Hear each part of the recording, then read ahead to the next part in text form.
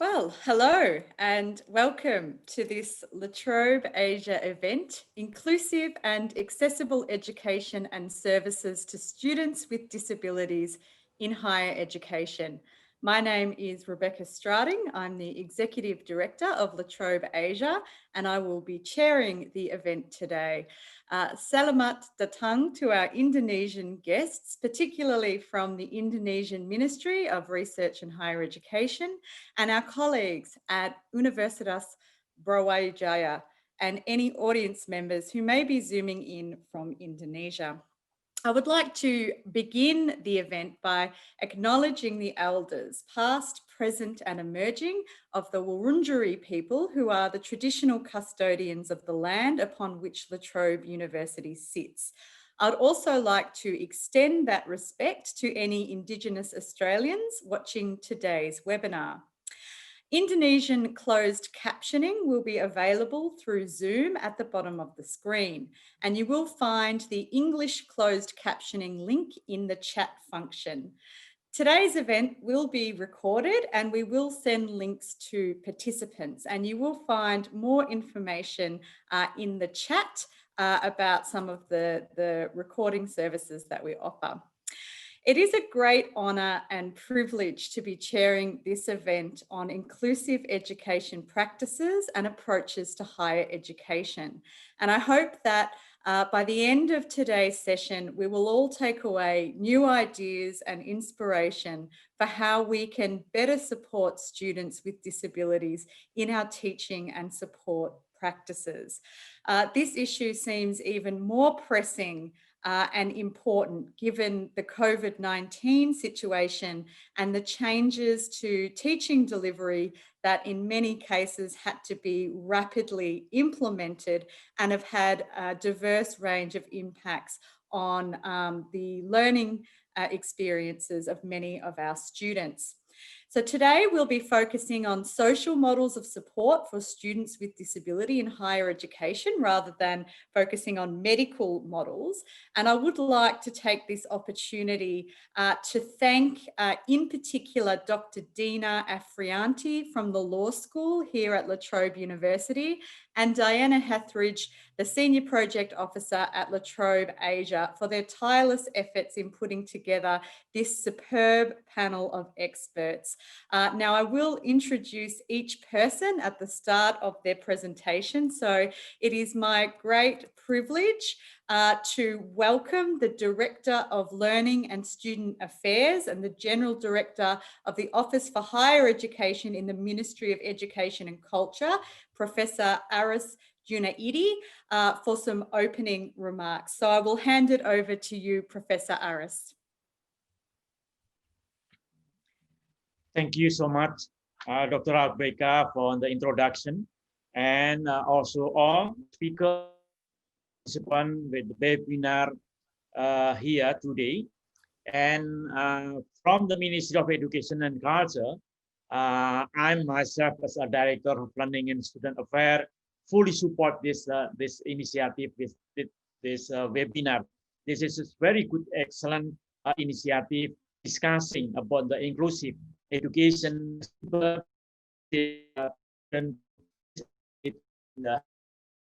and also sharing best experiences from Australia and Indonesia. Please let me know. Share screen for 2 slides. So thank you so much. And here we are.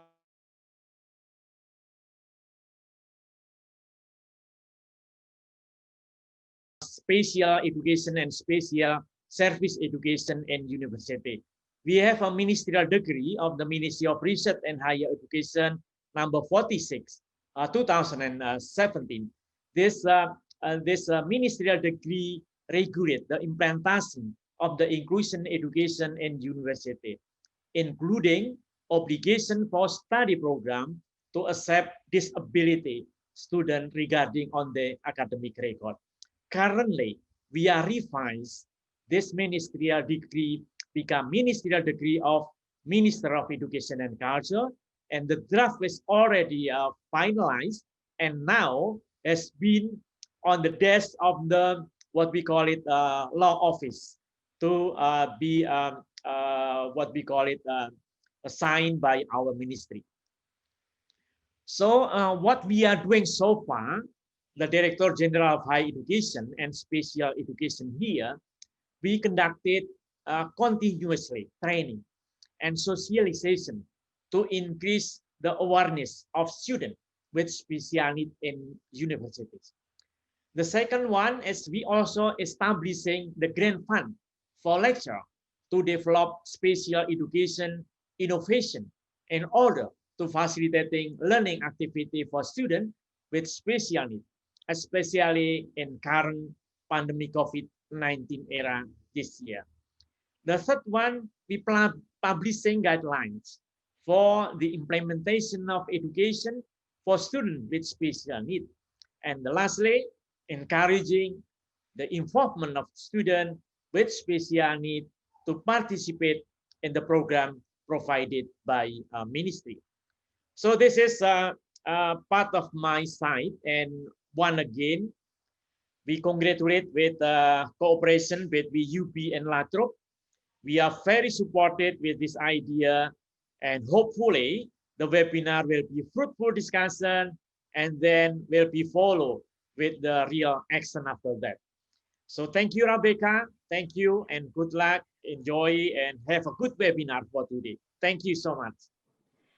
Thank you, Professor Aris. It's a terrific way to start the event.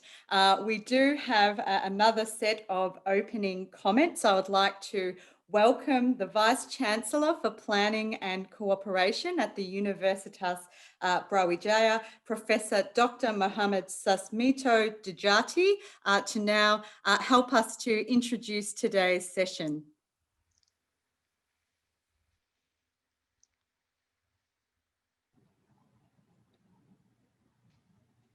Thank you, Rebecca.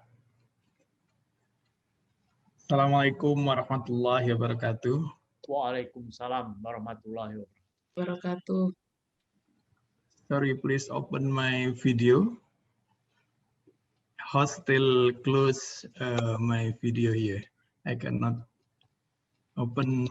I cannot see my face here. Okay, Assalamualaikum warahmatullahi wabarakatuh once more.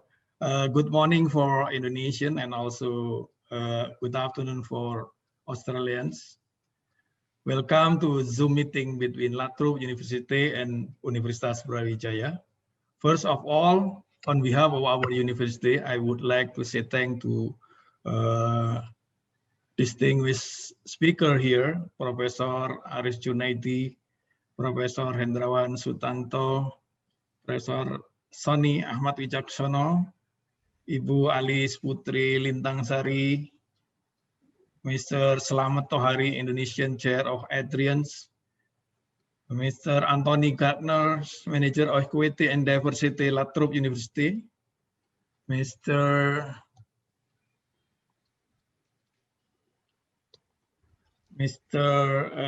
Petridalski, PhD candidate, Latrobe University, Mr. Ramas McRae, Auslan, Coordinator Lecturer, Latrobe University, and all of my colleagues in UB, and also the chairperson, Dr. Rebecca Starling, Executive Director of Trobe Asia. I think this online seminar continuing the collaboration between Trobe University and Brawijaya University under our memorandum of understanding, which aim to strengthen mutual learning and equity and diversity in tertiary education. It is also organized jointly by Trobe Asia and Center for Disability Service and Research, PSLD, UB, and Australia Indonesian Disability Research and Advocacy Network, ADRIANS. Secondly, this program which enhance collaboration in terms of inclusive education and education for all. It is believed would bring a great benefit for mutual understanding and future collaboration between two universities and two countries. While the COVID-19 pandemic makes physical mobility become impossible. Through online series of webinar, lecture, discussion, case study, observation, and direct interaction with people from different backgrounds, participants will gain better understanding, and hopefully Brawijaya and Latrobe have potential and challenges. We have gathered here to discuss, share, and care with enormous activities such as biennial international conference on disability and diversity in Asia. Secondly, young disability advocates training. Another thing is guidance and lines course for students with disability, especially particularly blind and deaf. And various international on disabled issue, also social media campaigns for disability awareness, as well as joint research and publication on disability issue as well. I am highly honored to take this opportunity. We have believed this seminar attending with several distinguished personalities who are highly qualified. We have gathered here to discuss, share, and care to solve the humanity as well as humankind problem. Hopefully, in this occasion, to get fruitful ideas, issues concerning inclusive education. In my case, our case, Brawijaya case, in the last February 19, the year of 2020, we have surprised hearing that Universitas Brawijaya have awarded as the winner of Innovative Practice 2020 on Inclusive Education Innovative in ICT from Zero Project United Nations in Vienna, Austria, in terms of admission, quota, and support services for university enrollment. It is encouraged us to rethinking and reactualize our vision and mission about inclusive education. Now we are proudly to announce that one of our educational flagship is inclusive education. Moreover, after the pandemic of COVID-19, we just thought about very small and unseen creator, but it is giving great impact to our daily life, our habits, and our important thing is our way of thinking about what is life mean. I think this is a great moment to rethinking about the safety of humankind life. I hope you have a very good webinar and gain a valuable outcomes. Thank you very much and have a great discussion. Wassalamualaikum warahmatullahi wabarakatuh. Thank you, Rebecca, starting. Waalaikumsalam warahmatullahi wabarakatuh. Thank you, Professor Dejati. Again, that was a lovely introduction. This webinar is a true testament to the collaboration between our two universities. And you did a lovely job of presenting our speakers and the topic here today. We are about to head into our formal presentations. Before I introduce our first presenter, I would like to say that we have Q&A available. So we will be doing Q&A at the end of the session. So please do put your questions into the Q&A function at the bottom of your screen as we go through the session. And I will read a selection of those out to our panelists towards the end of the session. But it's my great pleasure to welcome our first presenter, Professor Hendrawan Sutanto, who is an expert staff of academic affairs at Universitas Brawijaya. Excuse me. It's great to present to you our next expert. So I will hand it over to Professor Sutanto. Yeah. Okay, thank you, Dr. Rebecca, for introducing me and giving me opportunity to address some important point from University of Brawijaya. Today, I would like to represent the Vice Rector for Academic Affairs, who is due to many programs today. She cannot attend this one, so she asked me just to deliver some points in this very important webinar. Okay, good morning. Assalamualaikum warahmatullahi wabarakatuh for Indonesian participant, and good afternoon for our colleague from Australia, from Latrobe, and probably from many other places who join this webinar. So let me what is join with you just together with my presentation file. May I ask your permission just to share this file?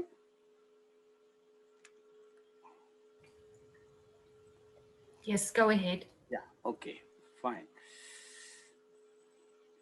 Is it can be seen by anyone? Yep, all good. Good.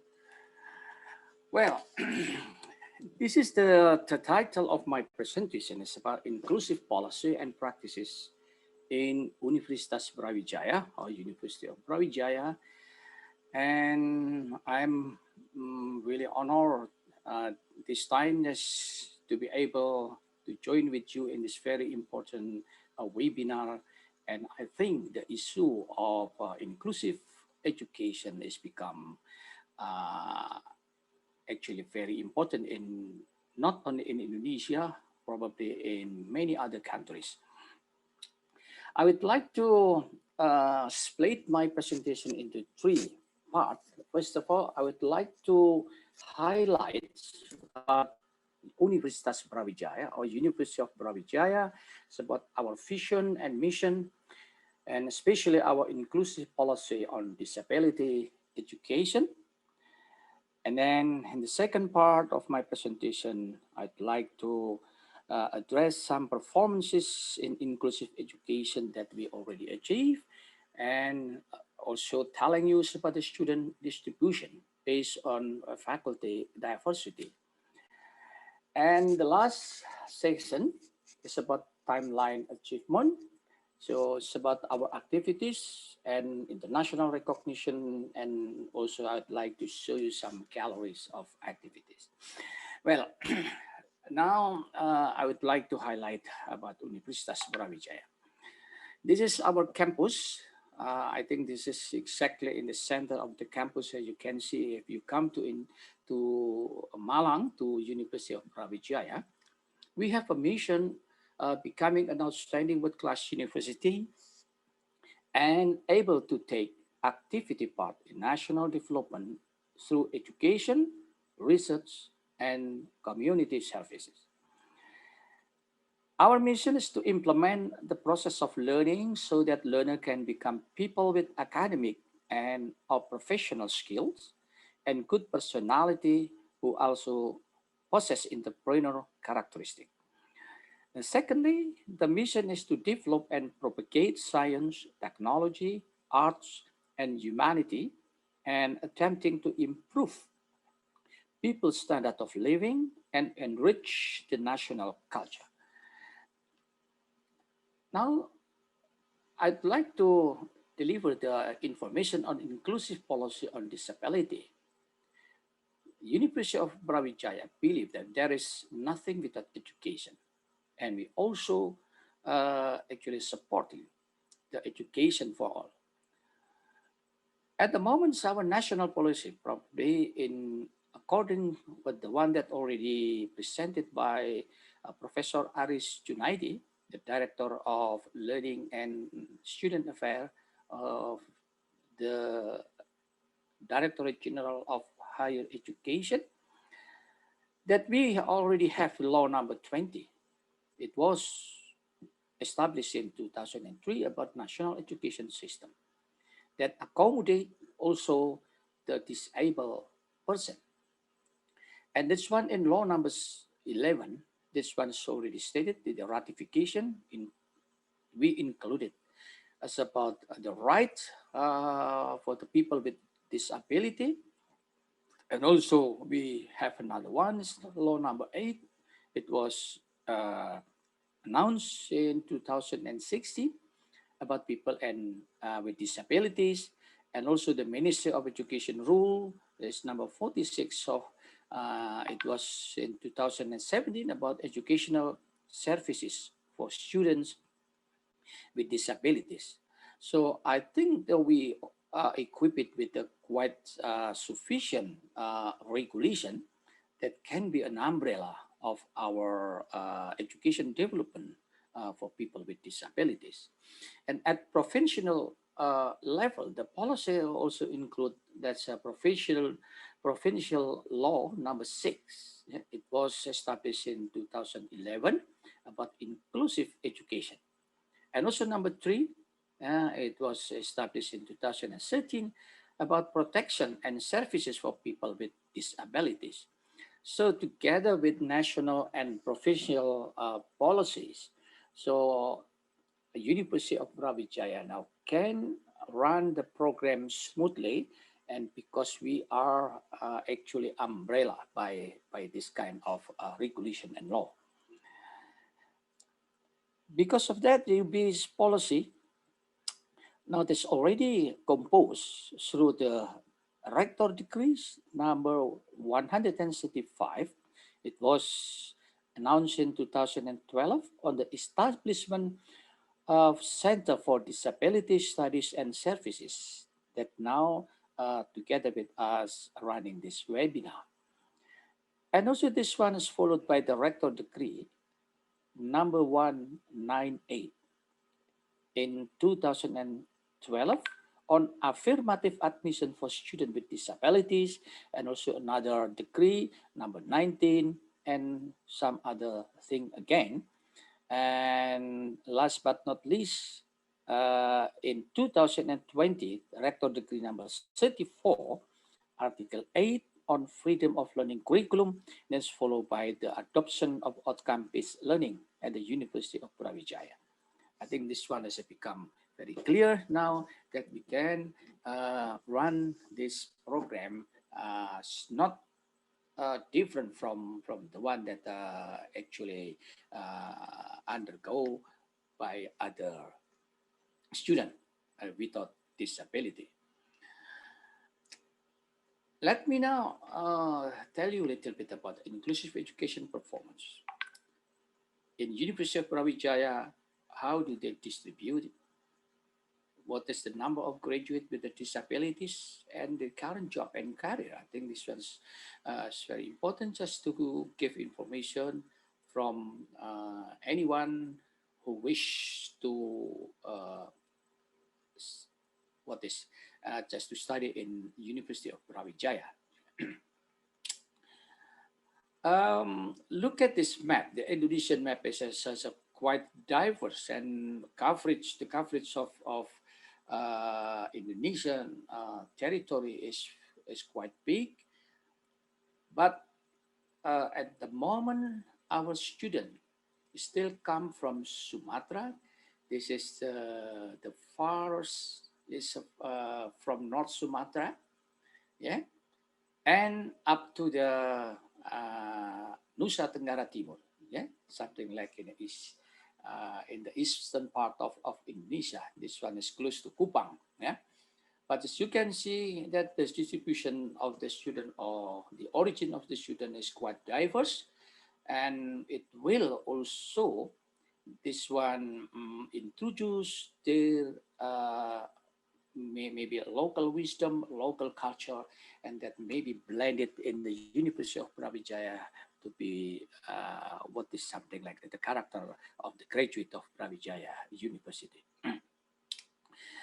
Currently, our student with disability intake from 2012 until 2020 is about 169 students. Yeah, and the number actually reached the peak at 2017, but now it's a bit declining. And in 2020, it's about 15 students with disability that's already admitted in the University of Brawijaya. You know, this is the number is still far. Actually, this beyond the expectation. So we still need actually some great effort just to what is something like to introduce, just to tell the student with disability just to come to the University of Brawijaya, because we provide some educational facilities and also activities that maybe they should help them to be sustained by themselves in the future. In terms of type of disability of people studying in Brawijaya University, we have around 34 of deaf student, and about 13 with blind or visually impaired, and 22 with a physical disability, 6 people with intellectual disability, and 3 with the cerebral palsy, and only 1 with right cramp dystonia. This is our profile of students with disabilities at the moment. So you can look at this figure again. The distribution of them, around 3 people studying in the Faculty of Economics and Business, 15 students at the moment studying at Social and Political Science, 1 student in Agricultural Technology, 11 in Cultural Studies, 3% in Administrative Science, 19, this is the most popular, they are studying in Vocational Studies, and 2 in Natural Science and Mathematics, 4 in Agriculture, 10 in Communication Science, 4 in Law, 5 in Engineering, and only 1 in Fisheries and Oceanic Science.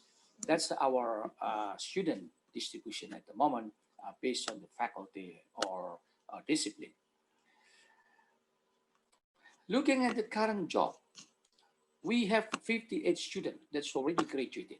It's about 11 working as a government employees, about 18 working in the private sector, 11 in as activists in some organization, and number 4, around 15 to be the entrepreneur, and only 2 working in government estate. Yeah.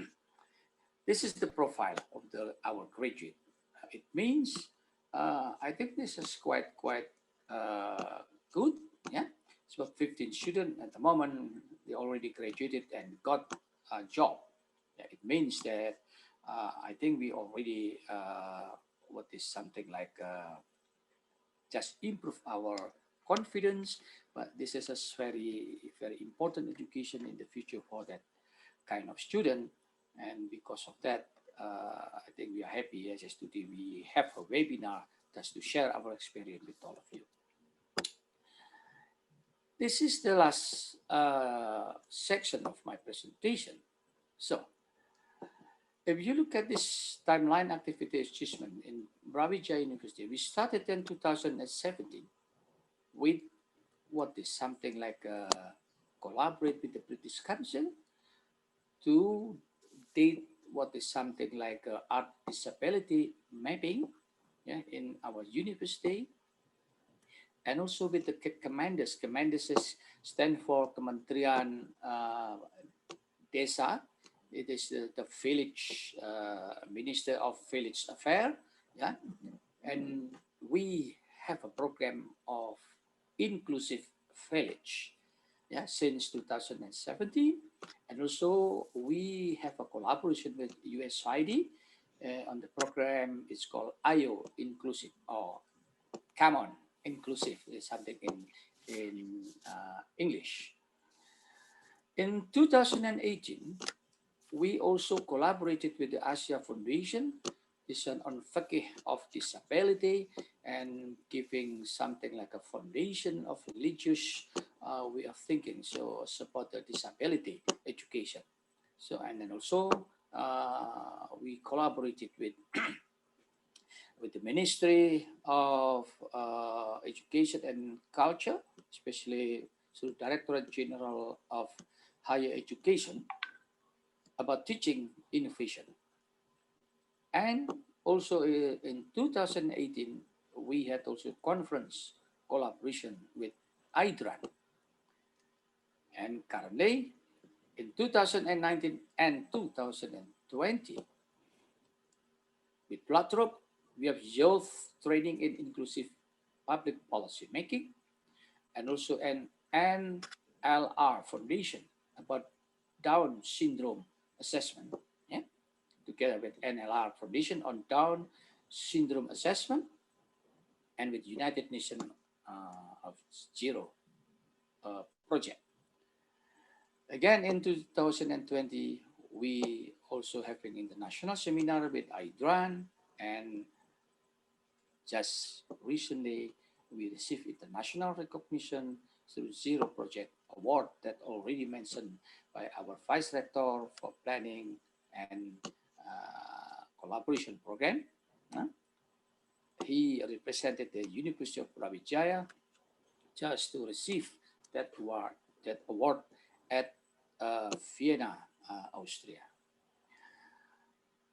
So when we at the time we didn't know actually it's about what kind of award.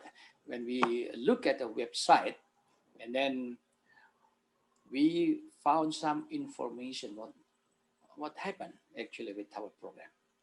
So actually, the admission quota and support services for university enrollment has become one of the flagship from our university, and because of that, that is the reason for awarding the award. This is the picture where Professor Sasmito Jati, as a Vice Rector for Planning and Collaboration, received the award at Vienna, Austria. And maybe I think it is probably important also just to let you know so what kind of award that, why we received that award.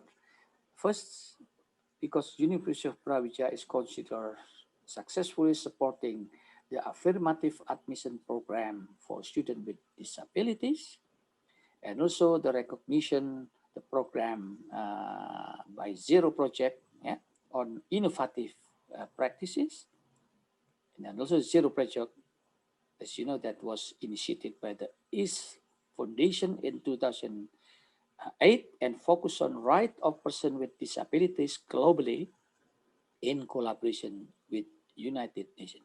I think these are the three reasons why Brawijaya University received the award.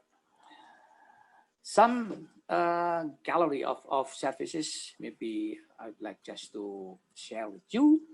This is the situation of admission selection for students with disability, and also we have a peer support and tutorial, and we also established the car for disabled just to help some of them just to travel from building to building in our university. And also there is also disability awareness, the sign language, the translator also. We now building the number more and more, is to be distributed in many faculties. And also the disability awareness event, how to work with visually impaired person. I think this one is some of the education also, not only for the disabled person, but also for the normal person. And then they can help anytime when someone required assistance. Yeah. Also, disability awareness, how to operate wheelchairs, because maybe some people actually they do not know how to operate with wheelchair. This is one of our activity in Brawijaya University.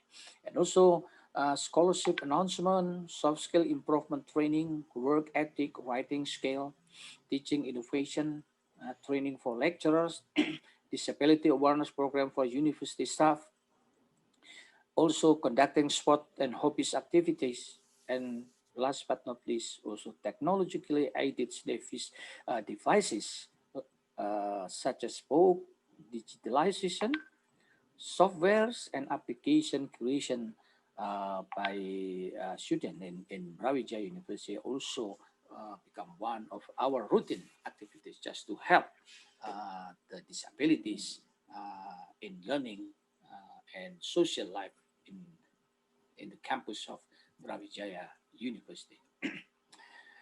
So I come into my conclusion. I would like to cite it. Sorry. What the late process of the President Franklin D. Roosevelt, he said, we know that equality of individual ability has never existed and never will. But we do insist that equality of opportunity still must be so. Thank you very much for your attention. Thank you, Professor Sutanto. You've really set the context there around the importance of the principles of education for all, and you've given us an excellent background on your institution's activities and the profile of your student cohort. I would like to introduce our next panelist, but before I do that, I just want to make an announcement. If you are unable to see the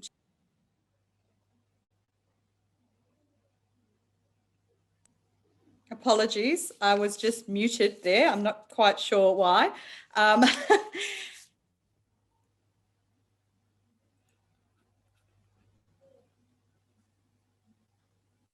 Apologies, I'm not quite sure why I was muted there, but if you are unable to see interpreters on the screen, please do change your settings from speaker view to gallery view and see if that helps. And if not, please do send us a message through the chat.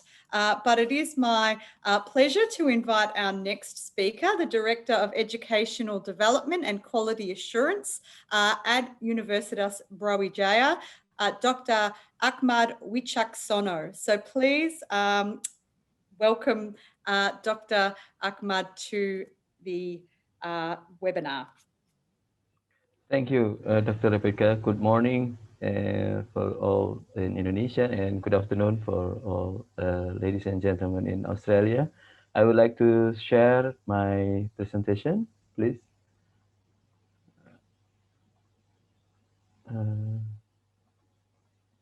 Can you see my presentation?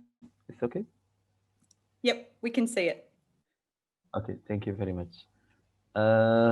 Ladies and gentlemen, I would like to explain what is the organization conducting the services for the inclusive education practices in Australia, which is the Educational Development and Quality Assurance Institute in Brawijaya. And I am the director of this institute. This institute have a vision. The vision is to be a qualified institution that provides excellent educational development and quality assurance services to lead Universitas Brawijaya to become a world-class entrepreneurial university.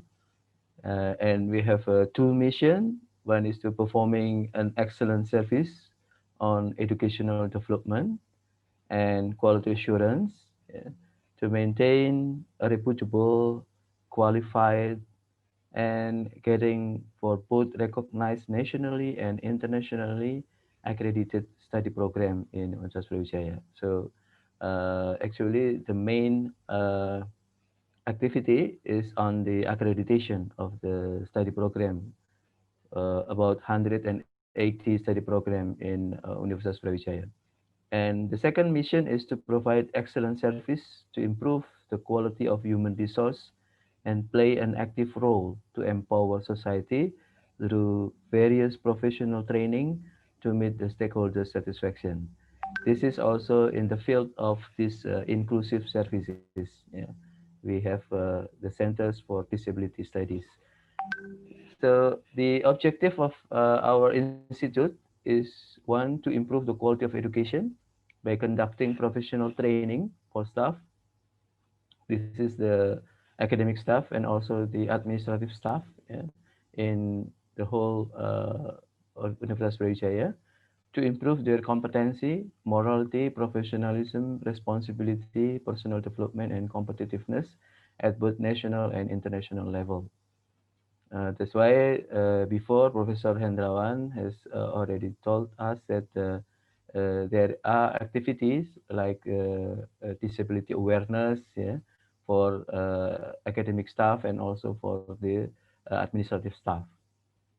The second objective is to improve the quality of research in the field of educational and community service to increase public welfare at both national and international level in collaboration with research and community service institution of Universitas Brawijaya.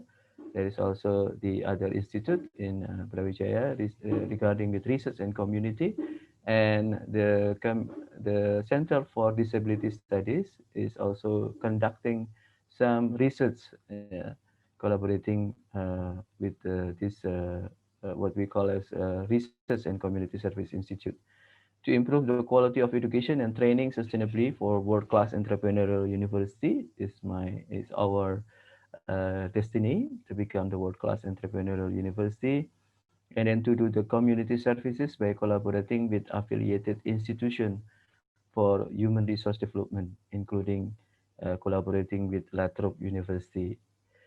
Thank you very much for this fruitful collaboration. Our motto is qualified human resource, limitless achievement. Yeah. So how do we support the inclusive practices? Uh, so as I mentioned before, there is a Center for Disability Studies and Services, as we call as a PSLD. The center is to provide disability support for students with disabilities. In addition to this center, we have another 10 centers. Two centers is this one, Center for Learning Activities and Technology Development, which is also uh, giving a contribution to how to teach the disability with the technology, and the Center for Development of Educational Relevance. This is related with the curriculum, the Center for Education Management Development, and then the Center for the Quality Assurance, and the other six centers. I think time is not enough if I explain one by one. So what the PSLD or the Center for Disability Studies do, as Professor Hendrawan also said, the training and seminars. For example, for the lecturers training, there is an inclusive teaching session for the training for the new lecturer, what we call as pekerti. So the new lecturers will aware that if there is a student with a disability, how he has to do. Yeah. Academic advisor training, especially for disability, how to handle if there is a psychological problem. First taken by the academic advisor, but if it is not uh, clear solution, then we do in our centers. And then international seminar on learning innovation for student disability. And also for the staff, academic staff and administration staff, yeah, inclusive service training for academic and administrative staff, the sign language training for academic and administrative staff actually. And we have some international cooperation. One what we have to do today also is the Universitas Malaysia and La Trobe University. We already have the IDRAN, the organized the biennial international conference on disability and diversity, and we produce a book guide on inclusive online course for the Ministry of Education, the guide on online course for blind students, and the guide on online course for students with physical disability. This is the two books that already made during the fruitful collaboration with the La Trobe University. We have these two books already produced, and we give to the Ministry of Education and Culture to use this as guidance for the university student. Yeah. I think that one for my presentation. Thank you very much for this opportunity, and hope of have a fruitful discussion today. Thank you, Rebecca. Thank you, Dr. Ahmad. We might be able to return to some of those initiatives that you mentioned in your presentation during the Q&A, but it was terrific to get a rundown of the things that your institute, the activities that your institute is engaged in. So, and of course, the collaboration between our universities. So thank you for that.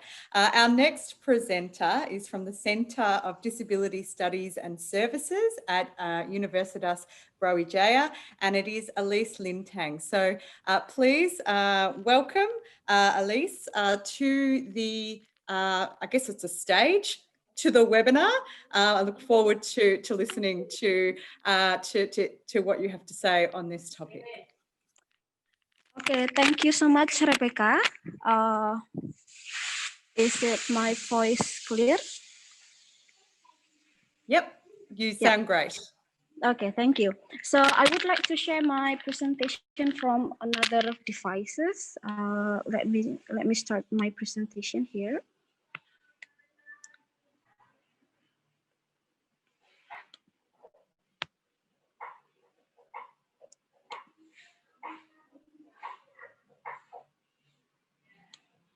Okay, wait a minute. Okay.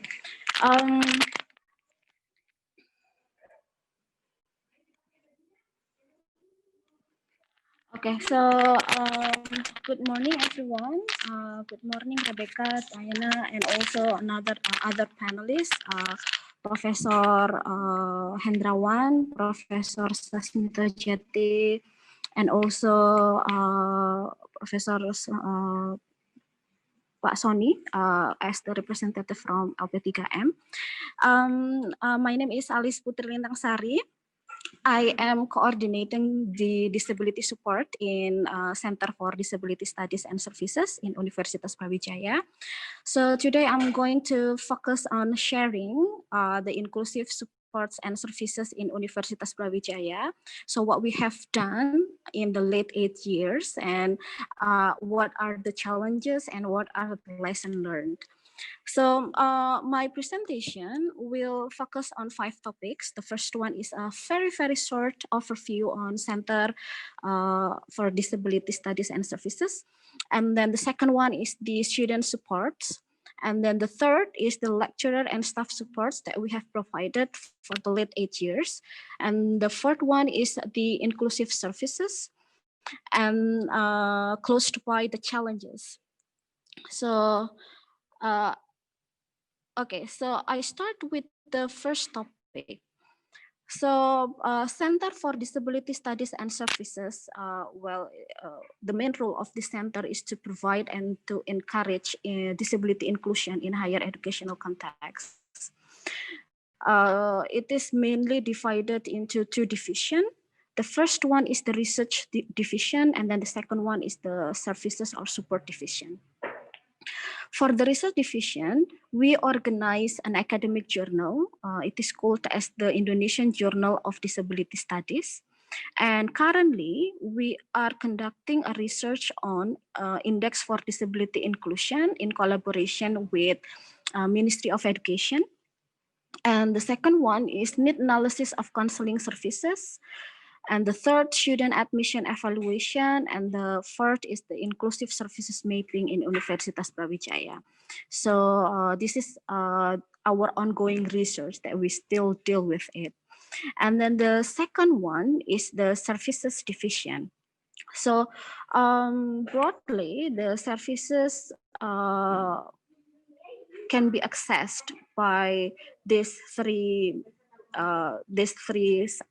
subjects. The first one is the services for the students, and then the second one is the services for the lecturers, and then the last is for the staffs. Now I will start by sharing about the student support for the student support in our centers. The student support deals with the students with disabilities and then the students without disabilities, which both of them aim at supporting the participation of students with disability in inclusive contexts and cultivating inclusive culture and disability awareness.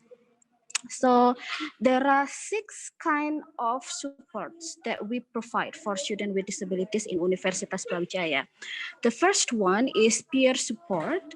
So it is in-class academic support for students with disabilities. And the peer supporter are the students of Universitas Brawijaya who are recruited and trained with the disability awareness training, disability etiquette, and the sign language training. And we conduct the recruitment for about 3 until 5 times a year. And for each recruitment, there are for about 40 until 60 students who participated. So currently we have about 150 peer supporter each year.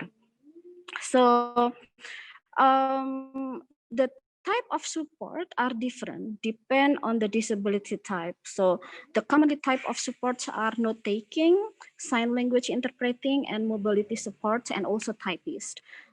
And then the next, it is called enabling. So enabling is the and based application that help us with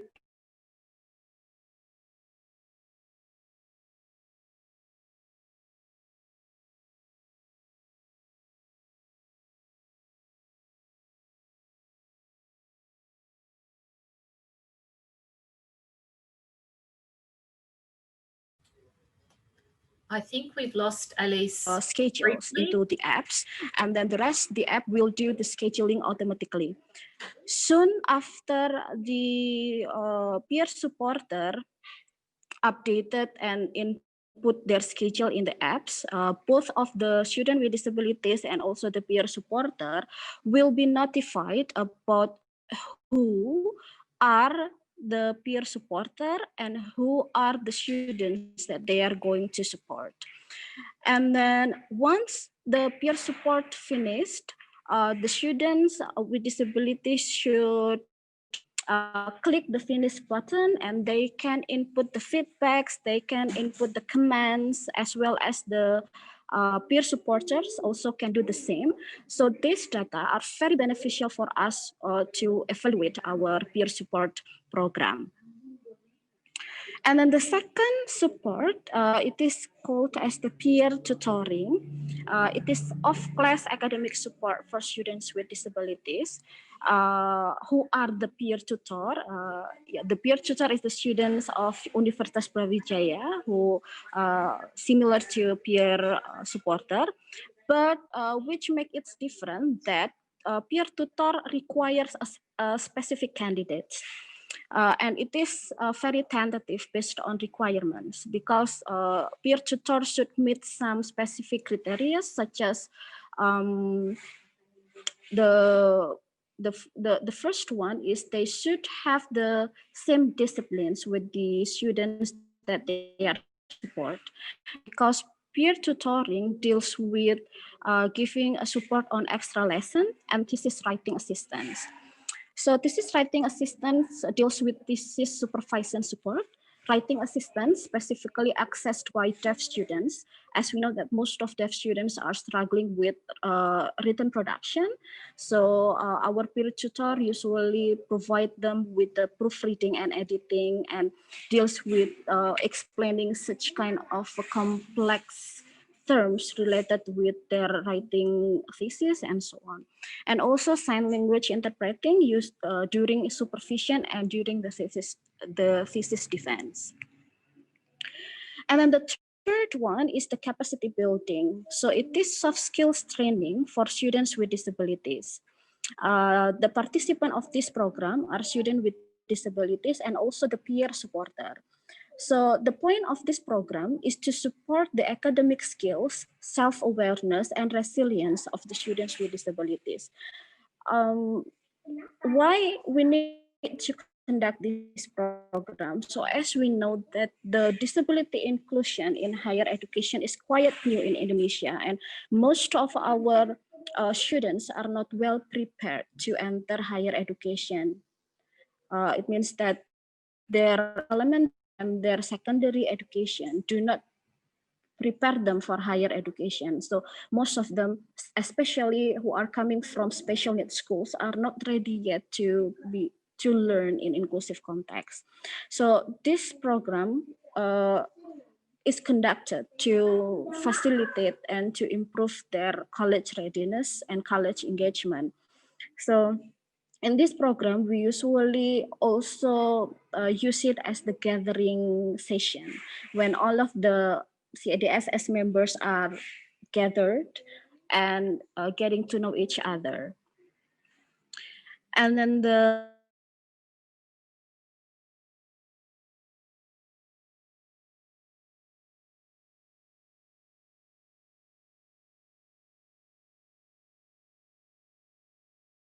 to cultivate sign language development in Universitas Brawijaya. So that is why we run this program to regenerate deaf teachers to teach sign language to the hearing peer. And the students of the sign language teachings are usually the peer supporter, the general students, the lecturers, and also the staffs. The third one is the counseling. It is a psychological support, and students with disabilities and the peer supporter can access these services. And the commonly issues who are usually consulted are related with the academic matters, family and finance, college life adaptation, the most favorite topic. And then the last one is friendships. And also there are another topics that usually students consult with our counselor. And then the sixth one, and then the last is the book digitation. So it is converting printed book into accessible PDF book. It is accessed by blind students, and it is we cooperate with our to convert the printed book into accessible PDF book. So we still have a common issues related to this. The first one is the length of the time of the process book digitation. Usually it takes 2 until 3 weeks, and it's very long. Sometimes the students really need it, and we cannot afford it as fast as possible since we are still lack of the accessibility and tools to help us in book digitation. And then okay, so I'm trying to make it fast. The next slides is support for students without disabilities. We believe that students without disabilities play a very important role in cultivating the inclusive culture in Universitas Brawijaya. Therefore, we have some programs that help us cultivate the inclusive culture in our university.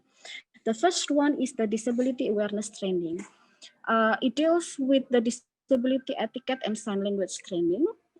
The participants of this program are the peer supporter, the peer tutor, and also the accessibility team.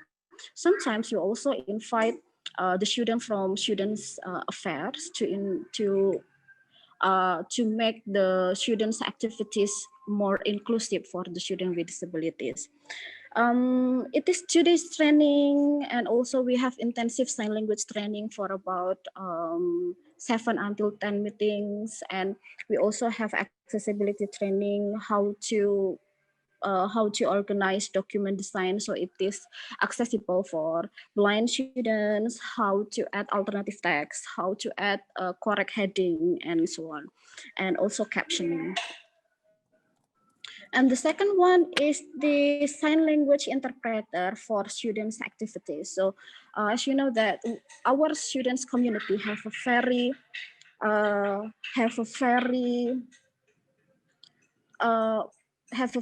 rigid activities. They tend to have a webinar, workshop, and other community activities, and we provide services for sign language interpreter free. So their webinar, their workshop, and their activities can be accessible for deaf students. And then sign language online dictionary, it can be accessed for everyone. We are still organizing it and improving the vocabulary of the sign language dictionary, but until now we are still using it to help our peer supporter improving their sign language fluency. And the next one is the support for lecturer and staffs. So support for lecturer and staff aims at supporting lecturers in providing accessible course and supporting lecturers in supervising students with disabilities. For the staffs, it aims at supporting staff to provide accessible services.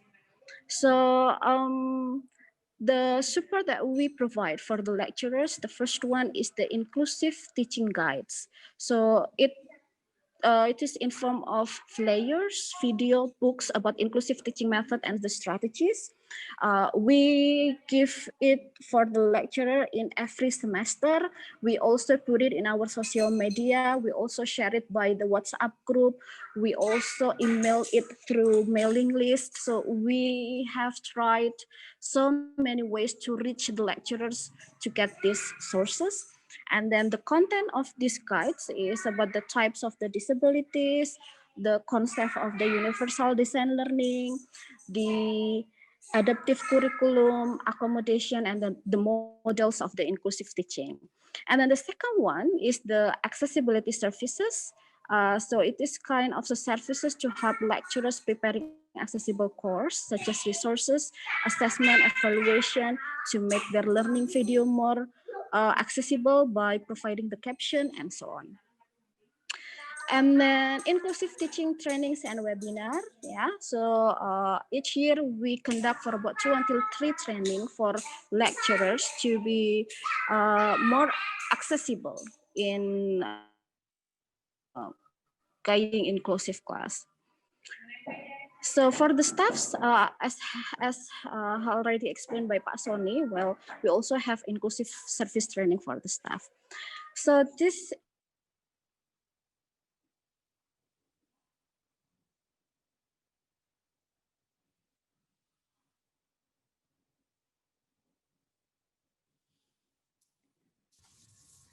I think we've lost Alice again. Hopefully she'll come back. but still we have challenges in encouraging inclusive practices in higher education. The first one is the accessibility devices and software, such as OCR output-based scanner that will make us more responsive in book digitization, and other assistive technology, accessible library and resources, lecturer awareness and competence in facilitating inclusive class. So I think that we need more intensive and extensive training. Lack of sign language interpreters, the improvement of the app, of the enabling app, academic support for students with autism and students with intellectual disabilities, models of inclusive classroom, college transition, and a bit of infrastructure. So these are the challenges that we are still trying to deal with. Well, okay, so I think I have elaborated what I would like to say. Thank you so much for your attentive participation. Rebecca, the floor back to you. Thank you, Elise. Thank you. This is a terrific presentation. You've really given us a picture of the progress that you and your colleagues have made in dealing with some of the challenges in creating an inclusive culture. But also the last slide was a little bit just the number of challenges that still exist. I think that we will be able to come back to some of those issues in the Q&A as well. But my next presenter, our next presenter. Thank you, Rebecca. No worries. Thank you, Elise. Our next presenter is Anthony Gartner, who is the manager of the Equity and Diversity Group at La Trobe University. So welcome, Anthony. The floor is yours. Thanks, Rebecca. Good afternoon or good morning, everybody. I will just share my screen. I have some slides that have just vanished. Sorry. I had them all set up and they vanished. There we go. Share. There we go. I think that, can you see them now? Yeah. Okay. So I'm going to talk a little bit this afternoon about La Trobe's approach to supporting students with disability. And I have a few PowerPoint slides here, which I will move through quickly and see if I can provide some relevant information for you. So firstly, why do we provide support to students living with disability? What are our legal obligations? So we have the Disability Discrimination Act and the Disability Standards for Education Act, which govern the provision of all education services in Australia. And that requires us to make reasonable adjustments to ensure that a student living with disability is able to participate in their education on the same basis as any other student. Adjustments are reasonable if they do not provide unfair advantage to the student concerned, or if they don't unfairly disadvantage other students, and they must maintain the academic integrity and course requirements of the study program. The interests and wishes of the student are significant, and we spend a lot of time talking with the student to understand their skills and also the areas where they may need support. We also ask the students to provide a statement from their treating health professional, which verifies the information and gives us some additional information on reasonable adjustments.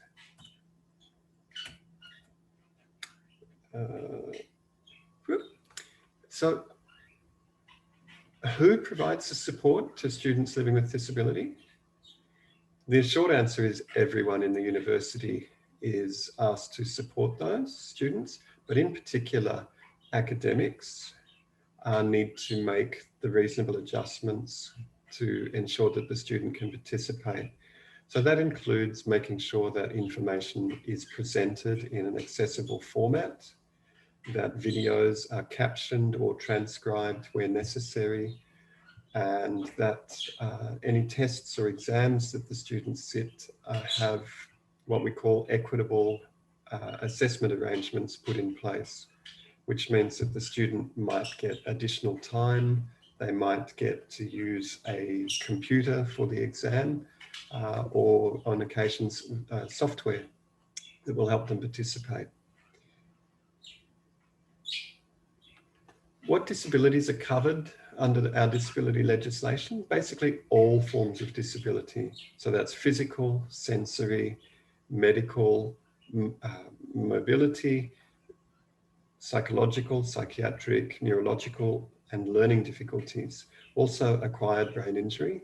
And we also make adjustments for people who are primary carers of someone living with a disability too.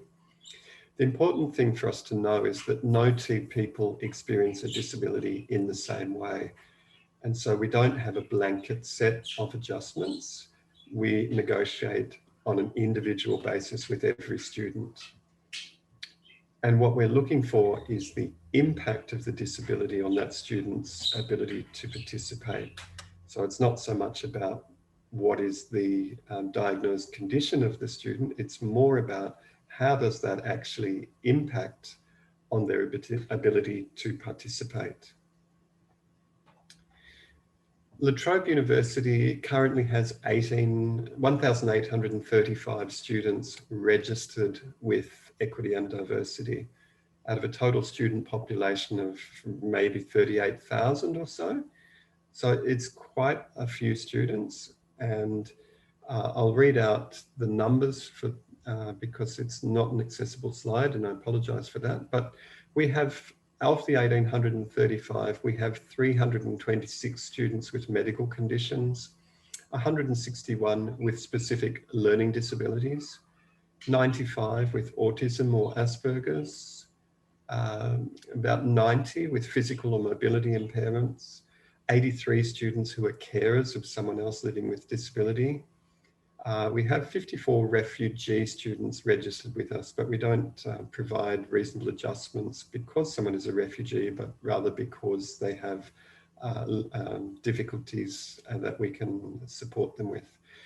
We have 27 students who are deaf or hard of hearing.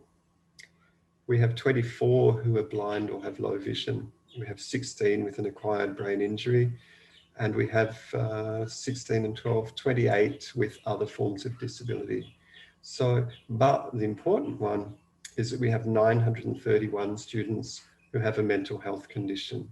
And that can be anything from depression and anxiety through to quite serious psychiatric conditions. Now that's a big number of our students, and of all of the categories, it's the mental health conditions that is the one that continuously increases. So we have had this year about a 20% increase on last year in terms of our students that we're supporting. And some of that is due to COVID and due to the transition to online learning. And some is due to an increasing number of students who are willing to declare that they have a disability, and in particular, a mental health condition. So for these students, what do? We negotiate a learning access plan, and it's a set of recommended adjustments. They are negotiated by our accessibility advisors and in consultation with the student, and they're based on the impact of the disability, the health professional's recommendation, the needs of the student, and the accessibility advisor's knowledge of the course or program in which the student's involved. We also liaise with academic staff to ensure that the adjustments recommended are appropriate for the course of study. Sometimes we get questions around if a learning access plan may compromise the academic integrity of a subject. We have a fairly clear response to that. So it is essential that the academic requirements are met, but it is also essential that we make adjustments to the best of our ability to support students to participate. So we discuss those adjustments with the academics, with the student, and we look for solutions. So if one way doesn't work, we look for a different way that enables the student to participate, but still meet the academic requirements. So we ask questions around what is it that is being assessed? Is it a student's ability to spell correctly, or is it their ability to convey an idea, for example? Does a student need to present in front of a classroom if they have anxiety, or can they present directly to the academic, or could they present to a camera and submit a recording of their presentation? So there are many ways to ensure that a student is assessed on their learning rather than on the way that they communicate that learning. Only when all reasonable adjustments have been explored and there are no options available, only then can we say that we can't make the adjustments. If we do that, we have a good chance of having to defend that decision in front of the Australian Human Rights Commission. So we work very hard to make the adjustments to ensure that that never happens. It does happen sometimes, but not very often. So some examples of the things that we do to support students.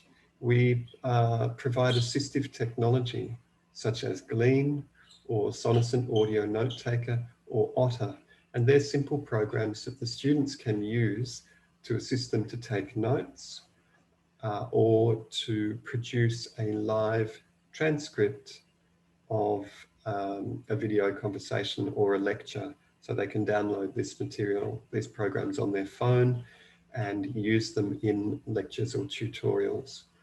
We may ask academics to provide extensions for students. We may ask for the alternative exam arrangements that I mentioned earlier. So a student may have extra reading or writing time during an exam. They may have split exams, so they sit half one morning and half the next morning. They may sometimes only be able to sit one exam in a day. So we work with the student to make sure that all those adjustments are put in place. And why we do that, I have a little slide here and I'll describe that. So we have a picture that represents the difference between equality and equity. So in the first picture, you see 3 children, all of different heights, all standing on the same box. That represents equality because everybody is given the same thing. But unfortunately, only 2 of the 3 children can see over the fence because the 3rd child is too small to see. And so equality doesn't work.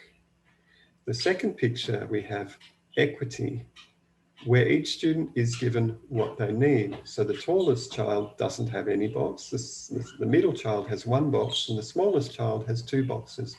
Therefore, they can all see over the fence. The final picture, there are no boxes and there is no fence. And ultimately, that is what we seek to create, is an environment where there are, in fact, no fences for students living with disability, and they're freely able to participate on the same basis as any other student. One of the things that we do is we encourage disclosure. So we welcome students actually telling us about their disability, and we address shame. And I think to really address the needs of people with disability, you have to make it okay for them to declare that they have a disability. You have to make it safe for them to do that, and done in such a way that they don't experience shame. And that's really important. That is why we have such a high number of students, perhaps 5% or more of our student population has declared that they have a disability. And I think that's something that we all need to keep in mind, that it must be safe. Otherwise, students will not tell us about their disability and we won't be able to make the adjustments. So I'm happy to answer questions at the end of the session, but I will hand back to Rebecca at this point. Thank you. Thank you so much, Anthony. I love that visual. It's really useful in explaining the difference between equality and equity, and also that goal of trying to get rid of the fence. I think that's a really nice way of explaining what it is that we're trying to do here. We are sort of running a little bit behind, but our next presenter is from a PhD candidate, Beth Radulski, who has been doing quite a lot of work for La Trobe University in this space, and is also doing research on disability support and education. So please welcome Beth.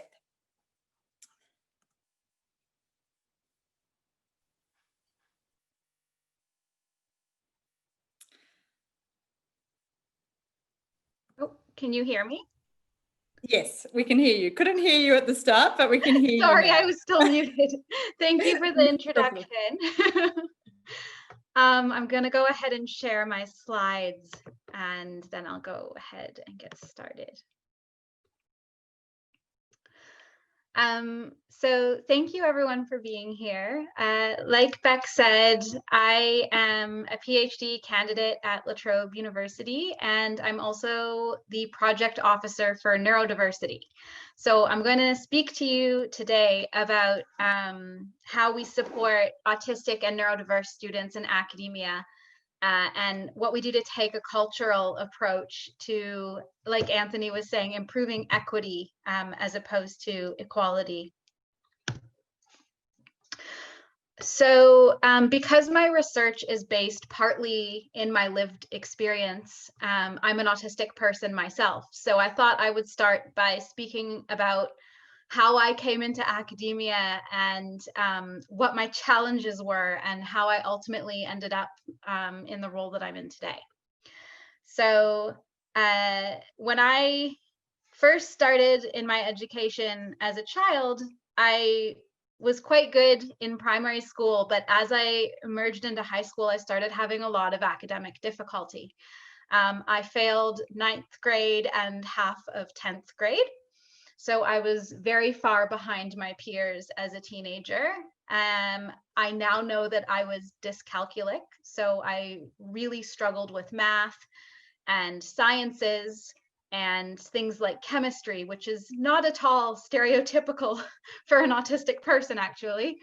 but I really struggled with a lot of those areas, even though I had big strengths in writing and English and creative arts and other areas of study. So after a very difficult high school experience, I was very nervous about starting university. My first university experience, I did okay, but I found it very demanding and exhausting, and I dropped out after a year. I tried, I think, 3 different college courses in our TAFE program in Australia. So these were shorter and more hands-on courses in music and childcare. And again, I found it very difficult to meet the demands of those courses and independently managing my studies. So when I came back to do my undergraduate degree at La Trobe, I was almost 25. I'd had a series of academic failures, and I was finding it really challenging, the thought of going back to university.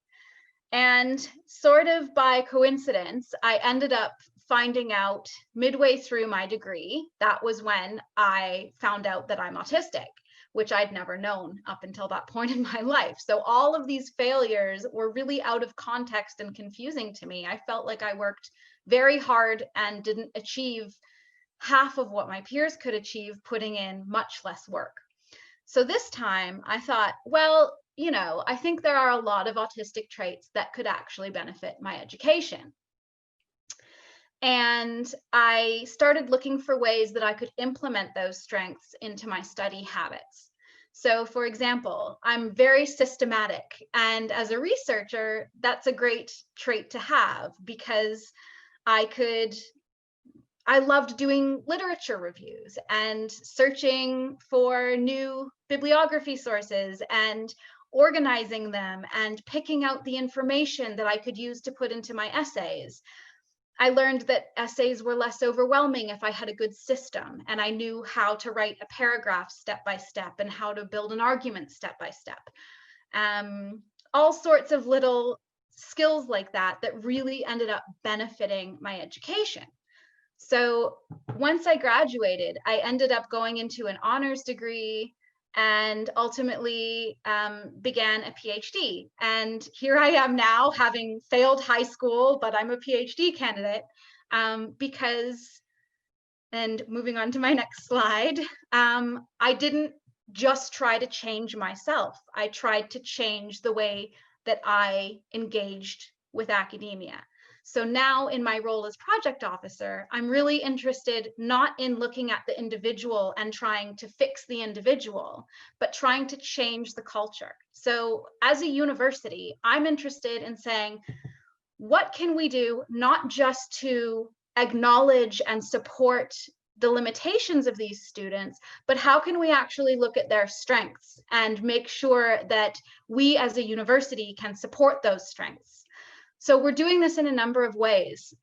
We've started delivering training programs to various departments in the university. So these include academic staff, equity and diversity staff, student support counselors, and making sure that these staff know how to respectfully engage, know what kinds of questions to ask their students, know what limitations they might face, but also know what strengths they might have that can help them in their studies.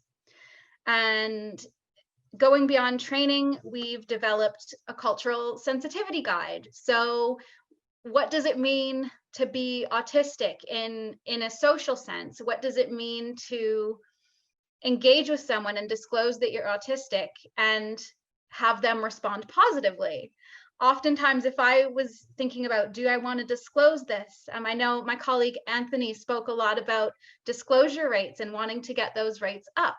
So what are the barriers to disclosure? I know that I worried I'd be defined by my limitations and not my strengths.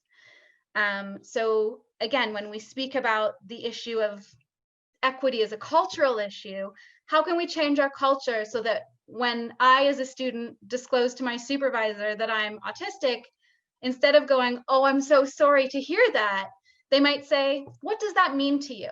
How can I support you with that? you know, how can that help with your studies, and what can I do to support any challenges or barriers to inclusion you might be experiencing right now?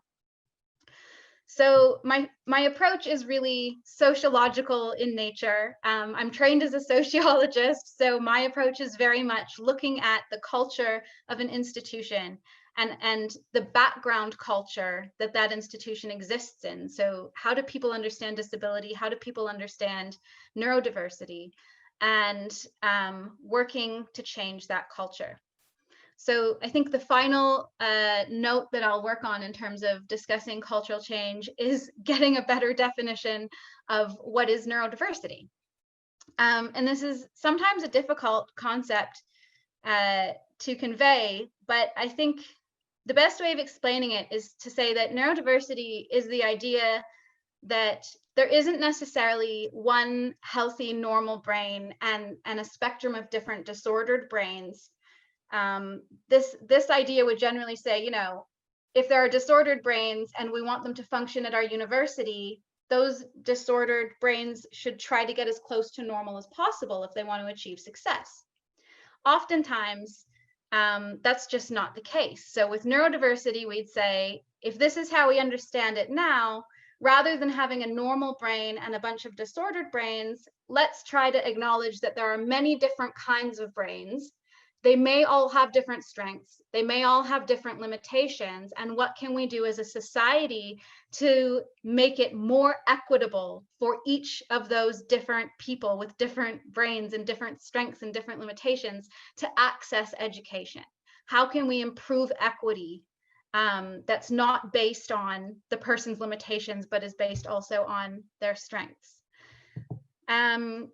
So just to summarize, I suppose the key take-home message here would be that at La Trobe, what we're doing with the Neurodiversity Project is really trying to address cultural inequalities and inequities and ensure that students who have what I refer to as minority neurotypes are not excluded from education on the basis of limitations, but are rather included, accommodated for in their limitations, and encouraged to make the most of their strengths. So if you'd like more information, I'm not going to go into too much more detail. This is more of a visual representation of what I've spoken about. It's really taking a multifaceted approach to cultural change.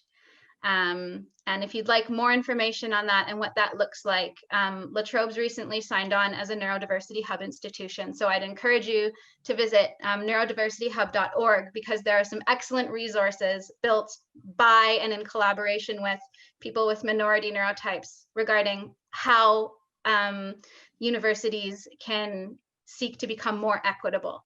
So I'll sign off there because I can see that Beck's video has popped up, and hopefully I've explained myself all right, and I'm really looking forward to hearing the rest of the presentation. So thank you everyone for coming. Thank you, Beth. It's terrific to hear about your experiences in higher education. I think that was really useful for us to listen to and appreciate where you've come from and the sorts of things that you're doing to improve things for other students living with disability. Our final presentation before we move into the Q&A will be our final presenter, will be Ramas McRae. He is a lecturer at La Trobe University and Auslan coordinator. So welcome, Ramas. I'm looking forward to hearing your presentation.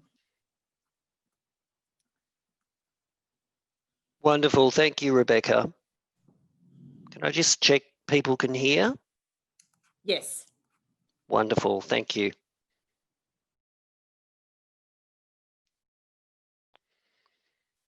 Excellent. Thank you once again for the introduction, Rebecca. I'm very excited to be here to share my experiences as a deaf person with a lived experience, and also this collaboration with UB and La Trobe University.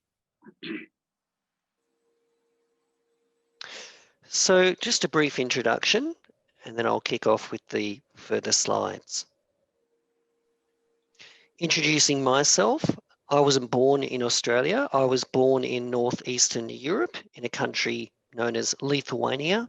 And you can see it on the world globe there in the red square. So a very small country in northeastern Europe. Growing up as a young child in Lithuania, I studied and then relocated to the UK. Most of you would know of the United Kingdom. I lived there for a number of years and then relocated to Australia, and I now have roots here, and I work at La Trobe University, and I've settled with my family, and I'm working here as an Auslan lecturer.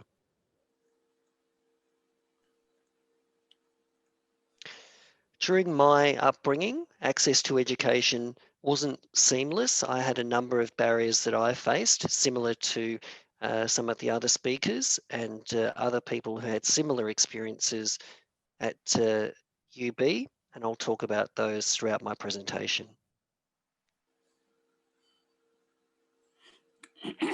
Okay, so my journey in education. As you can see, I have 3 qualifications.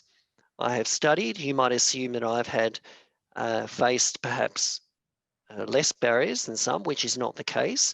In Lithuania, back in 2001, the year 2000, in Lithuania, they didn't actually have students with disability attend university at that time. I was one of the first deaf cohorts to attend university in Lithuania. And as a student, I'll talk a little bit about my experience on the first day. I remember attending a lecture, and it was extremely interesting. I booked sign language interpreters. I organised everything to run smoothly for my access requirements to attend the lecture on that day. It was a large auditorium. The interpreter was placed at the front. And obviously, as a deaf student, you know I'm not able to hide at the back of the room because I need to see my sign language interpreter, obviously. As the lecturer entered the room and started presenting the session, my interpreter naturally started signing to me the information that was being presented. And then the lecturer, I noticed, stopped and paused and was curious as to what the interpreter was doing in the room, and asked the interpreter, "Why are you here? What are you doing?" The interpreter explained their role and said, "This young man over here is deaf. I'm interpreting for a deaf student." Then the lecturer asked, "Why do we have a deaf student in this course? Has he completed school? Can he read and write? Does he know how to write?" And these questions were being asked of me. I'd already completed high school. I was academically approved, yet he was uncertain. Then he went to meet with people higher up in the faculty and then came back and then let me know that, yes, I had been approved to continue my study in this course. That here had an absolutely huge impact on me. My first day being told that I couldn't be successful, and those negative impacts continue. Once I achieved those academic requirements, looking at the English spoken language, naturally that's not my first language. My first language was sign language as a profoundly deaf person. That meant I had other barriers, but those barriers were resolved through communication, interpreting, and other initiatives. More recently, I've decided to apply for my PhD at La Trobe University, and hopefully I will have some success in that area.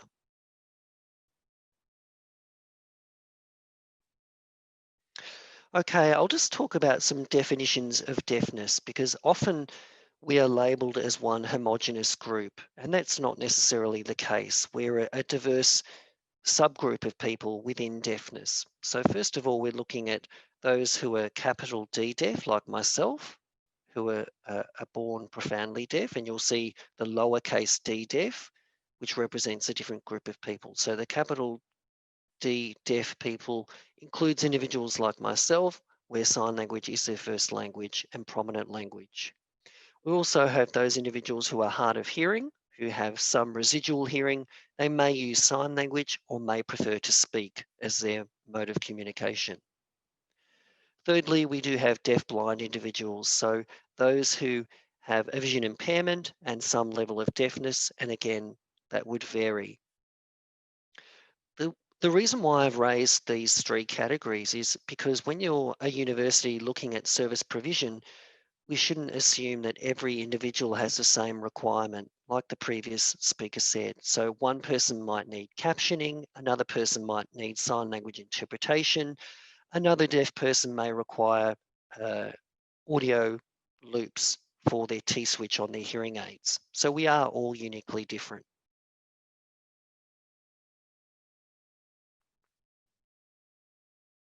Okay, looking at this next slide, I actually come from a deaf family, and I often talk about sign language being my primary language or first language. And some people may be curious about this. So yes, my parents are deaf. Sign language is my first language. Throughout the world, probably only 5% of deaf individuals come from deaf parents or deaf families. So sign language is their first language. However, for 95% of deaf signing individuals, the majority of them come from hearing parents. 1 out of 4 parents generally will learn how to sign. The other 3 out of the 4 generally don't learn to sign for their child. So this means that first language acquisition can be an issue and has an impact. And you have some individuals who learn to sign or speak and both. And then some individuals are disadvantaged by the approaches they take. We also have that third category there, those who are born with regular hearing, and then they may be impacted by gradual hearing loss over time and continue to use spoken communication. And at times, these individuals may not need to learn how to communicate using sign language. Again, when you're looking at service provision, it is important to consider at the university the type of language provision is preferred by the individual, whether it's a spoken language or a sign language. And again, this is diverse according to the diverse range of people that you're servicing.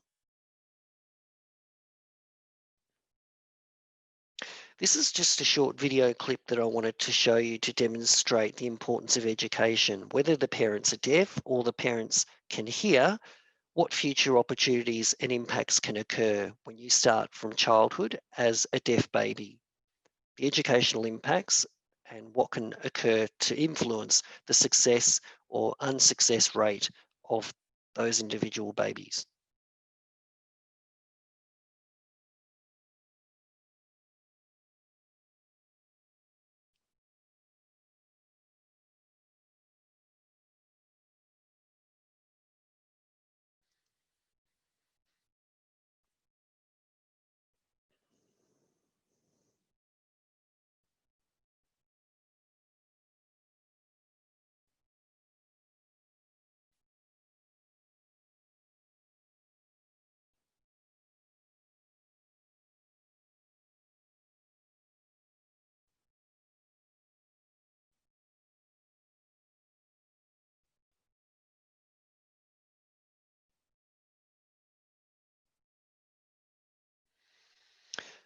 Okay, so that's fairly simple. I don't need to elaborate what you saw in the video, but the focus is early acquisition. The earlier you have communication with a baby or child, the future success is more likely.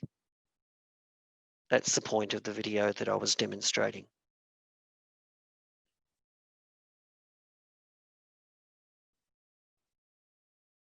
From time to time, whether it's society or universities as a whole, people consider the person with a disability to experience the barrier and immediately label the person as ineffective or having a deficit, and not considering the benefits or the gain society could benefit from by having a person with a disability being part of society and the influence they hold.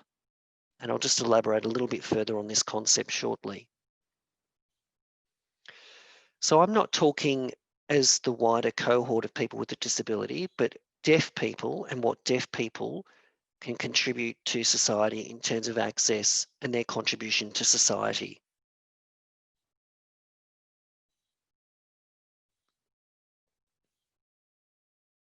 Okay, I'll talk about this model. So if we look at deaf people historically, we've often been labelled as being disabled, hearing impaired, you're looking at the hearing deficit, barriers to education. There's been a lot of stigma around deafness, but the deaf community is wanting to look at this model in a different light. So we look at it from the perspective of deaf gain.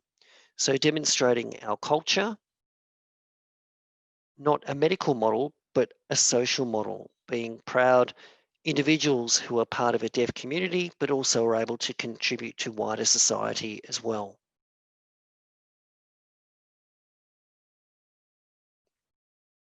I have a number of videos, but there's just one particular video I want to demonstrate. This looks at deaf gain and what deaf people provide to wider society as a contribution. It's one example.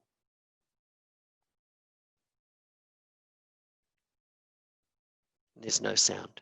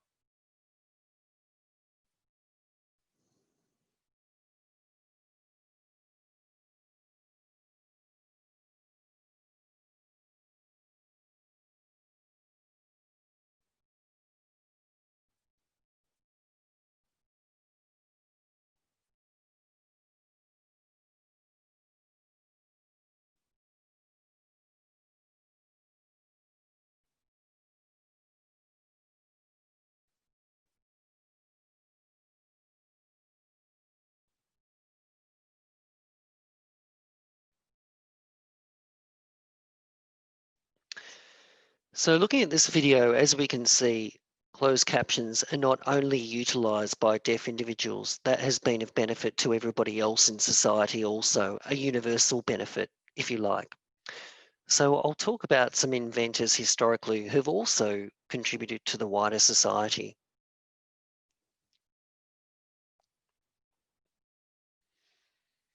I assume that the majority of you would be aware of a car, an automobile, and the wing mirrors that cars and vehicles have throughout the globe.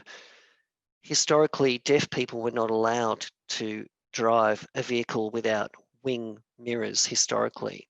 So wing mirrors were actually invented by a deaf gentleman here that you can see on the left. So he invented the wing mirror, which now is a universal design used for all of the citizens of the globe. And that's an example where a deaf inventor created an initiative for deaf people and is now being used worldwide. Secondly, if we think about light, the light bulbs in your home, we have them in the universities, everywhere we attend. Again, another example of a deaf gentleman who invented the light, Alva. So inventing the light. If we didn't have these deaf individuals, I wonder whether we'd still be living, sitting under candlelight. Who knows? We may never know that answer. Thirdly, using the telephone. So historically, you'd remember the old type of phone that was used with a very different technology. Graham Bell, as you'd be aware, himself, he could hear, but his wife was deaf, and he was thinking about an invention, particularly where his mother-in-law could communicate with his deaf wife, and he invented the telephone. And now we see the use of telephones everywhere throughout the world. Of course, the technology is much more sophisticated than what it was. But again, another example of an invention either by deaf people or for deaf people. Remembering that each and every one of us gain from individuals who are deaf or have a disability. Who knows what the world would look like without people or persons with disabilities and what we contribute to society. As we can see, inventions and innovations have come out of individuals who are disabled or deaf. And these are only a few examples I'm sharing. I don't have enough time within this 15 minutes to go through many other examples and achievements of deaf individuals who've created initiatives for everybody to utilise throughout the world.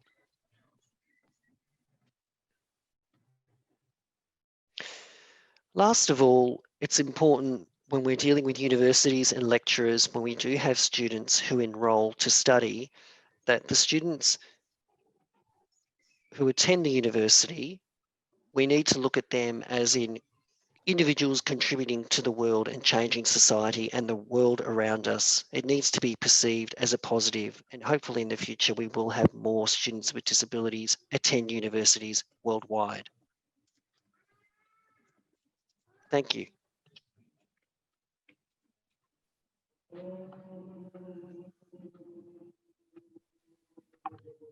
Thank you, Ramas. That was another fascinating discussion. I learned a lot out of that, and I'm very grateful to you for sharing your personal experience as well. And I have to agree, I love closed captions, particularly when watching movies with accents that I can't fully catch. So thank you for that. We have hit Q&A, but I do believe that we have a couple of guest speakers joining us. The first, we have some students, Indonesian students who are currently living with disabilities who have agreed to briefly join us to tell us a little bit about their experience. So I might invite Aloe is our first student just to come on and tell us a little bit about how they find being a student living with a disability in an Indonesian university.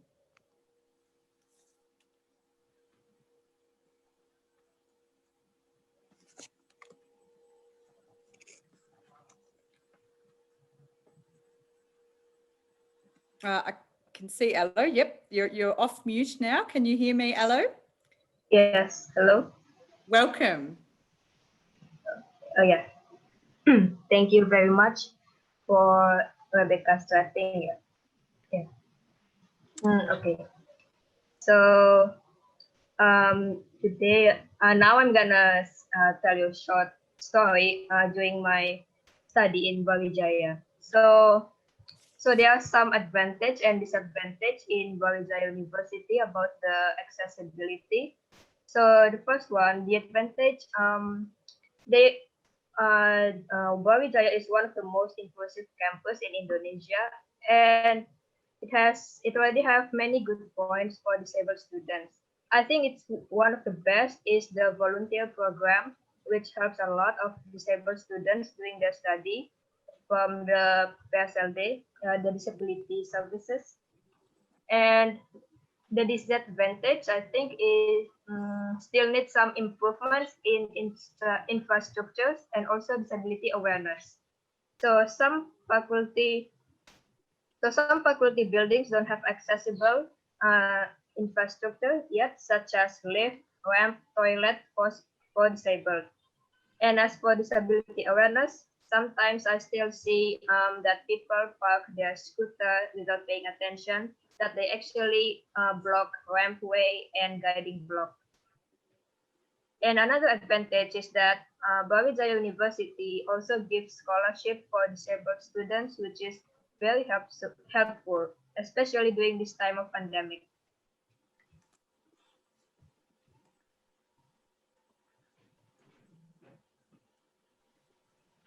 Thank you.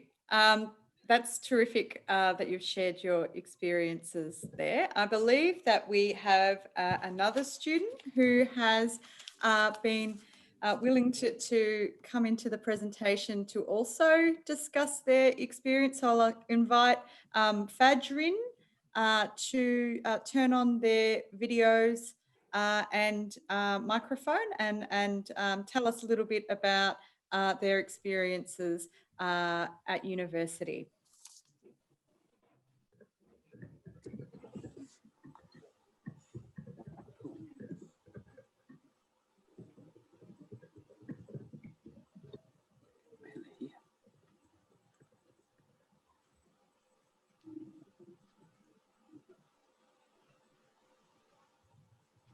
Hello?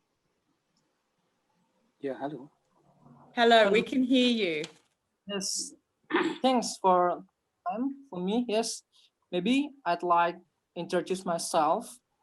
My name is Andi Zulfadjin Syam, and I'm a blind student. Now I'm studying at International Relations. My department is International Relations. Maybe I want to share about the Center of Study and Disability Service. Yeah. As a blind student, of course, we cannot see the picture.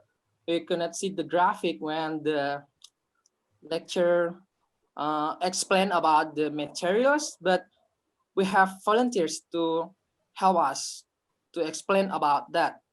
And yeah, how to say, and about our university, I think our university is going to inclusive.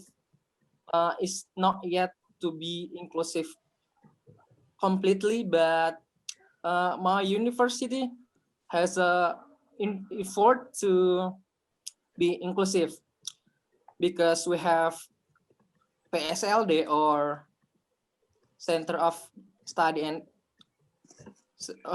Disability Service, and from that PSLD, the disability student have many help from them, from the volunteers, and maybe I can share about accessibility for the blind student.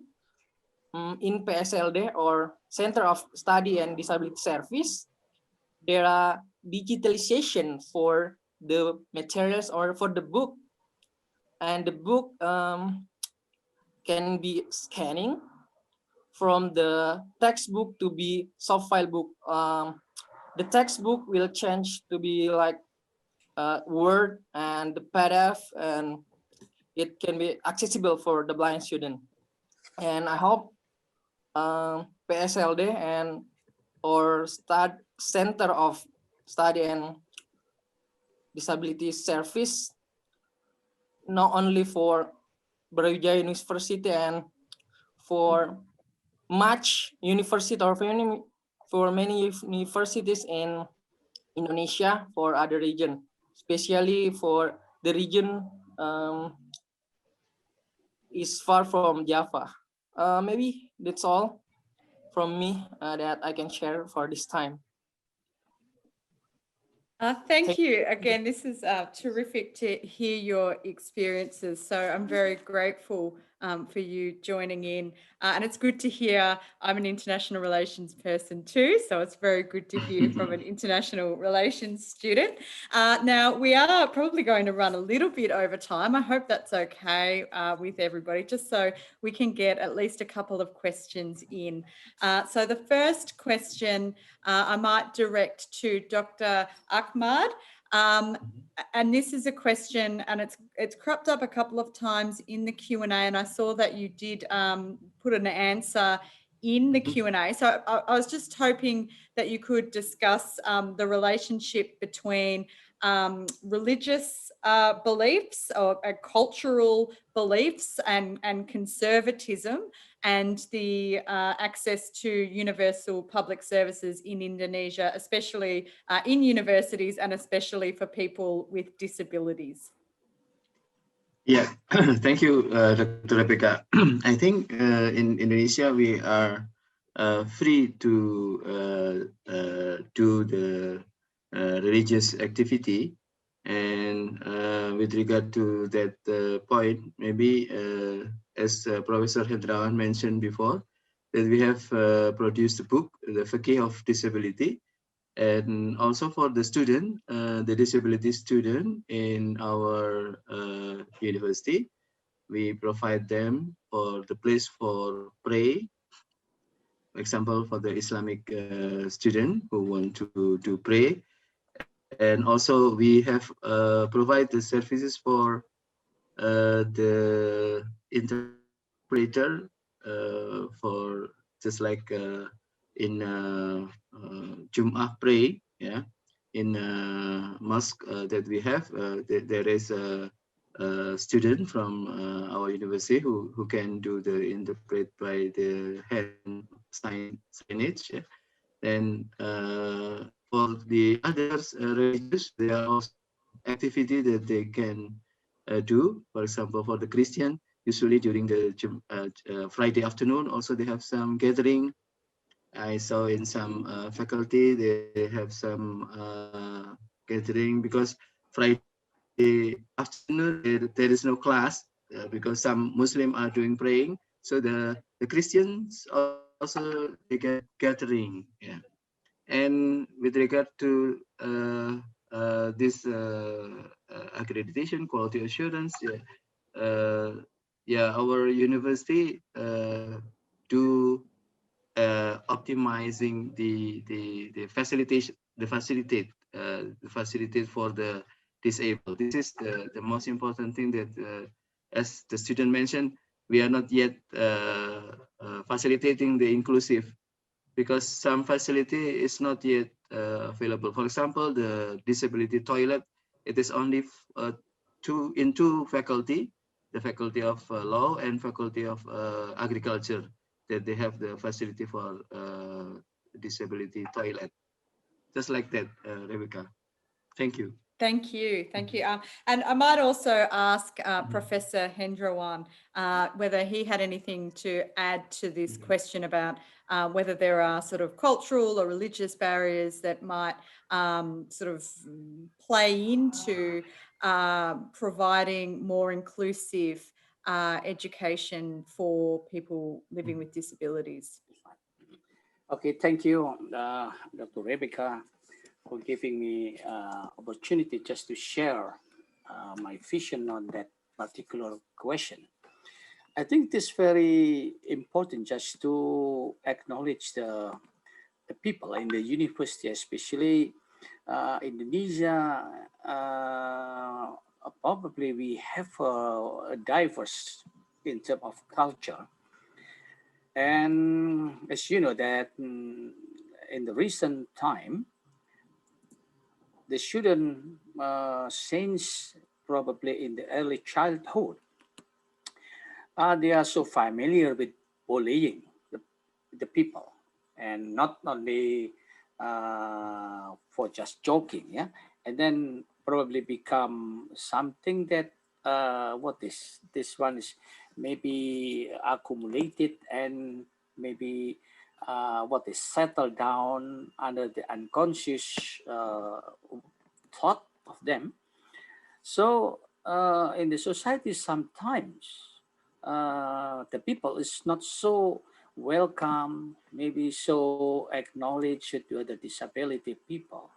So this is the important thing that we have to doing more and more just to socialize actually the equality, the equity for everybody, because our national law or basic principle of our way of life, actually we are not allowed just to discriminate people for any reason, either for religious belief, for cultural belief, or maybe for their different origin, of the regions, because Indonesia is so wide.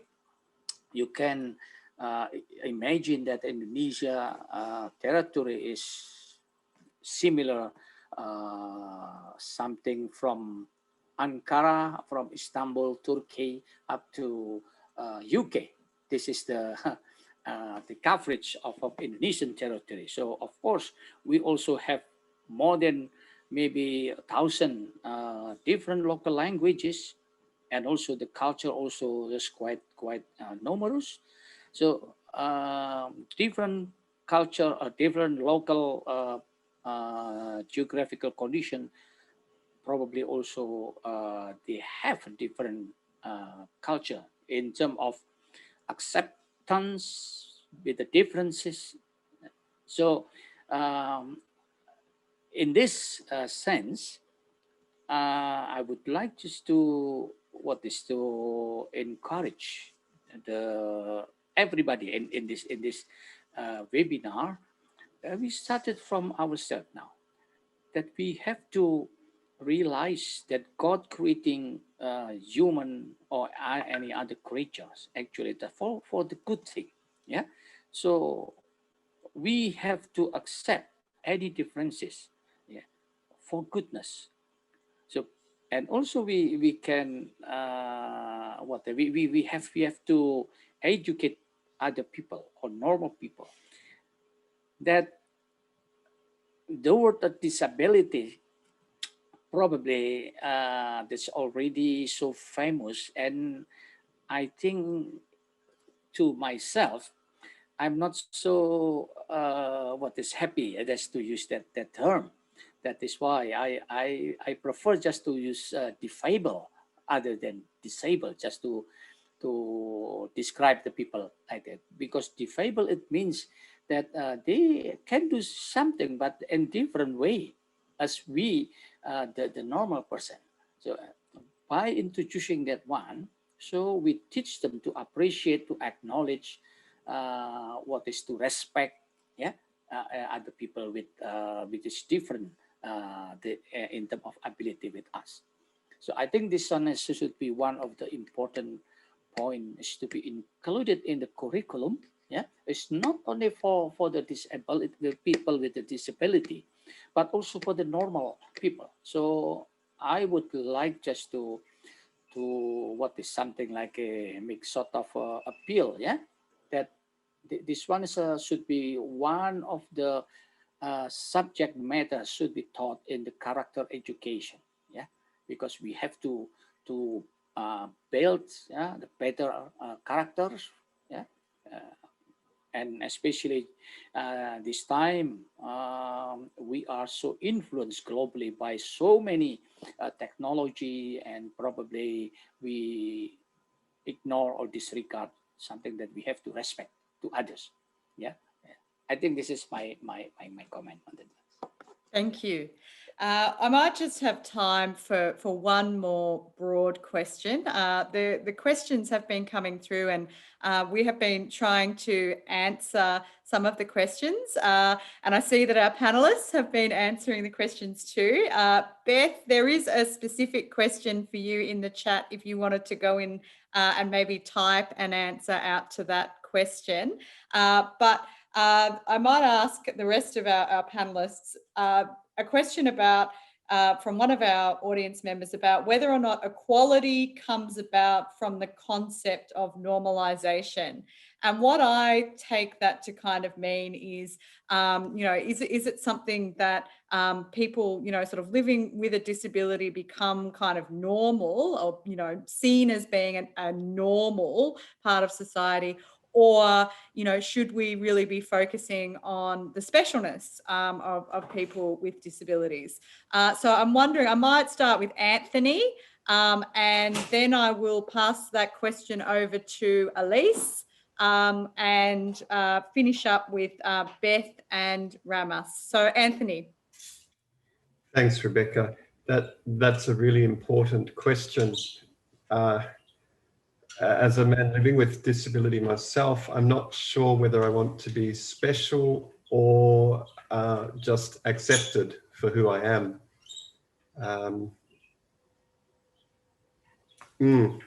I would like to see a world where diversity is simply just accepted without question, because there are 7 billion humans on the planet, and we're all unique, we're all special, we're all different.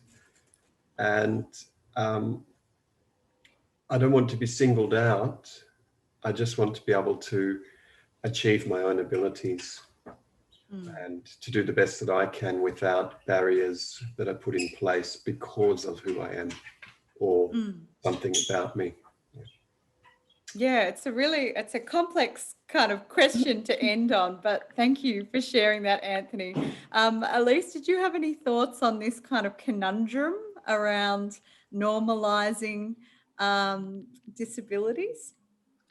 Yeah, okay, thank you, Rebecca. So I do really agree what Anthony said earlier about normalization of the disability. To my personal experience, I see disability as the changing concept. it is not an innate characteristic, but it is an impact of the inaccessible society or inaccessible system. So sometimes I also might be having disabilities in such kind of a situation that may be not friendly to my ability. So I may say that I don't think that I do not agree with the word special, because I think that all of us are special, and all of us are unique. We have a different characteristic, we have a different ability. So I think that all we have to do is try to appreciate each other ability. And then as I told earlier, that I think that disability is a changing concept, and it is not an innate characteristic that stay with us forever. But in the perspective of social disabilities, we also can highlight that disability is the product of normalization. So yeah, so maybe I do really agree that maybe the word equity can also be the effect or the impact of the normalization. Thank you, Rebecca. Thank you for your final thoughts. And Beth, would you like to share your thoughts on this issue? Sure, I'm happy to. I'm trying to just switch my camera on for a moment. There we go. So I guess I have sort of two areas of views here. In terms of individuals, I think there's a lot of power in identifying how different social identities can impact access to things like education and employment.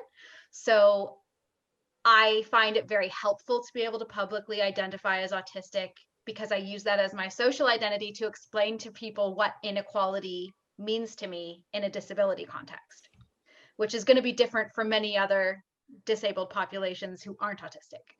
So I find it helpful in that sense, to be thought of as different, or not so much special, but different in that regard. But in an institutional sense, I am sort of a proponent of moving away from the assumption that everyone is abled until they say they're not. So I would urge institutions in a neurodiversity context to assume that they are teaching to neurodiverse cohorts because they are, and cater their resources not just to somebody who is typical or abled in a traditional sense, but to begin assuming that their students are by nature neurodiverse and planning accordingly. That's a terrific point, a really valuable point. And I think that I'm going to take that particular idea into my own teaching practice. The final word goes to you, Ramas.